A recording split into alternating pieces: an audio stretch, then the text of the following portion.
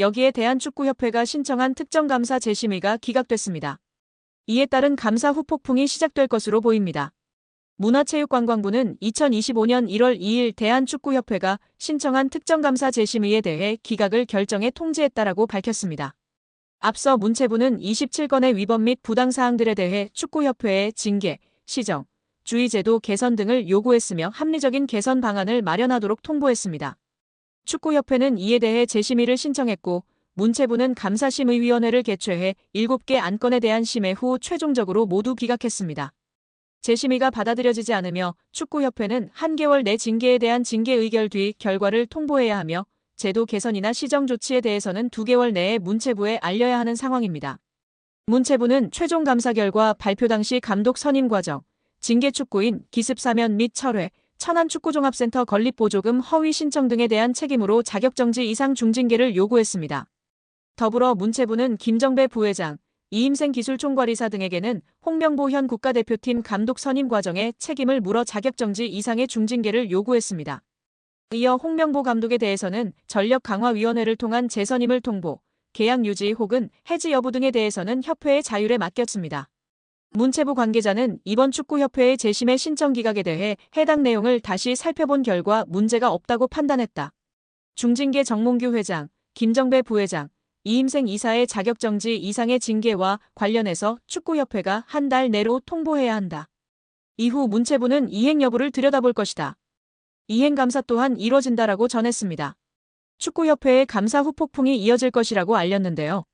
문체부 관계자는 축구협회의 대한민국 천안축구종합센터 건립 관련 차입금 실행과 보조금 집행과 관련해 국고보조금 부정 수급이 있었다.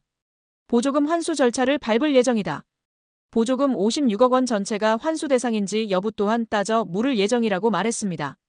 이어 보조금 환수 절차와 함께 이에 따른 제재 과징금이 내려질 것이다. 과징금은 환수금의 5배이다라며 국가사업에도 배제될 가능성이 있다. 한 해 축구협회에 370억 원의 지원금이 나간다. 횟수가 늘어난다면 축구협회 예산에도 영향이 클 것이라고 덧붙였습니다. 또한 국회 국정감사에서 제기된 HDC 현대산업개발 직원의 부적정한 축구협회 파견 의혹 등에 대한 감사는 여전히 진행 중입니다. 문체부는 해당 감사 또한 곧 공개할 예정이라고 밝혔습니다. 이로 인해 축구계에서는 걱정이 이만저만이 아닌데요. 최악의 상황을 걱정하고 있습니다.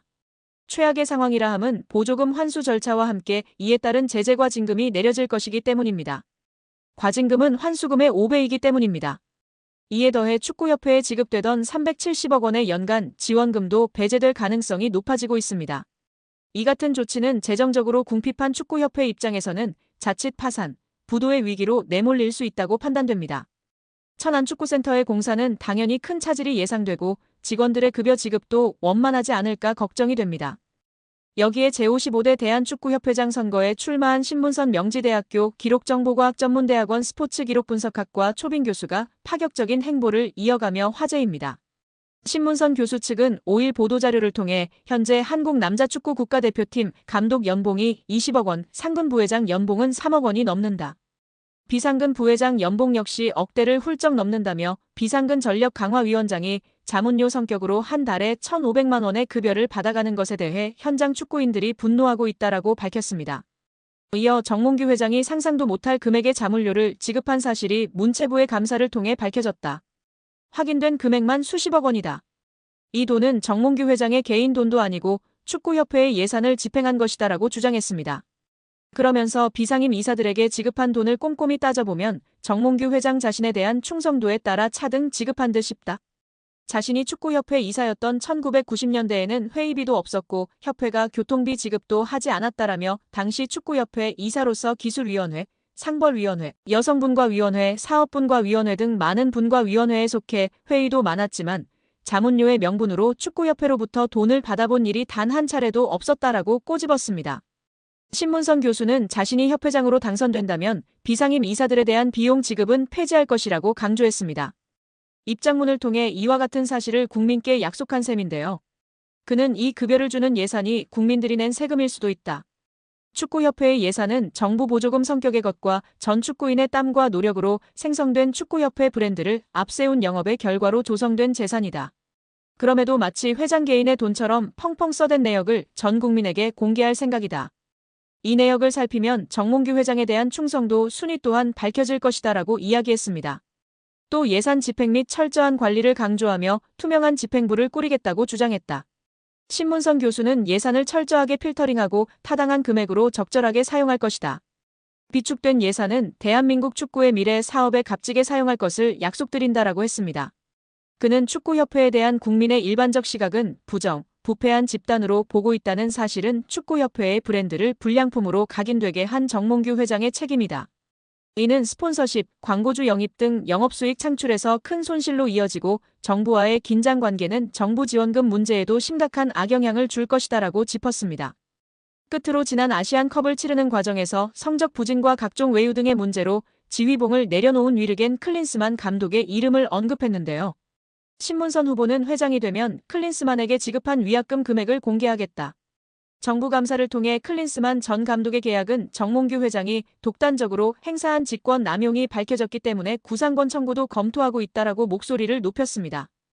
정몽규 취임 후 보조금은 11년간 3배 늘었습니다. 정부 보조금은 연간 최소 110억 원 수준이며 스포츠 토토 등 복표 수익 연간 200억 원이 지원되고 있습니다. 주요국 정부 보조금 없거나 의존도 낮으며 피파 랭킹 20위권 국가들은 70% 이상이 협회장은 전문 경영인이 하고 있고 이외 축구인 등이 하고 있습니다. 우리나라처럼 재벌 총수가 회장인 곳은 단 한 곳도 없습니다. 대한축구협회에 연간 약 300억 원의 국가재정이 투입되면서 수익에서 정부 의존도가 약 30%에 달하는 것으로 나타나며 충격에 빠졌습니다. 사실상 정부 재원이 아니면 운영이 어려운 셈입니다. 미국과 일본 등 주요국은 국가보조금 의존도가 낮은 가운데 축협의 재정 자립을 촉구하는 목소리가 나오고 있습니다. 18일 한경닷컴이 축협의 손익계산서를 분석한 결과 지난 2013년 이후 보조금과 복표 수익을 제외하면 연 평균 300억 원 적자를 기록하고 있습니다. 배현진 의원은 24일 오전 국회 문화체육관광위원회 현안 질의에 증인으로 참석한 정 회장과 홍명보 국가대표팀 감독 등을 향해 대한민국 축구종합센터 건립과 관련해 국제현상공모 절차에서 지속적으로 등장하는 HDC 사명에 대한 해명을 요구했습니다. 배 의원은 축구협회가 2015년부터 지금까지 국비와 시비 그리고 자체 재원까지 동원해서 약 1,550억 원을 투입하는 초대형 프로젝트를 추진하고 있다며 2020년 3월에 축구협회가 천안의 부지를 이제 지정하고 난 후에 축구센터 마스터플랜 건축사 건축회사를 선정하기 위해서 국제 공모를 시행을 했고 6월에 네덜란드의 UN 스튜디오라는 업체가 최종 선정되는 과정이 있었다고 운을 뗐습니다. 이어 이 과정에서 축구협회가 하는 사업 과정에 현대산업개발 HDC라는 특정 회사의 명칭이 계속 여러 문서에 등장한다는 점이 의아했다며 2020년 3월 13일 축구협회에서 해외 건축사에 발송한 서한을 보면 홍 감독 당시 축구협회 CEO의 명의로 4개의 해외 건축사에 이 공모를 타진하는 문서가 발송됐고 이 국제 공모에 최종 선정된 UN 스튜디오가 당시에 이 문서에 대해 답신을 하는데 수신된 곳이 축구협회와 현대산업개발 두 곳이라고 지적했습니다.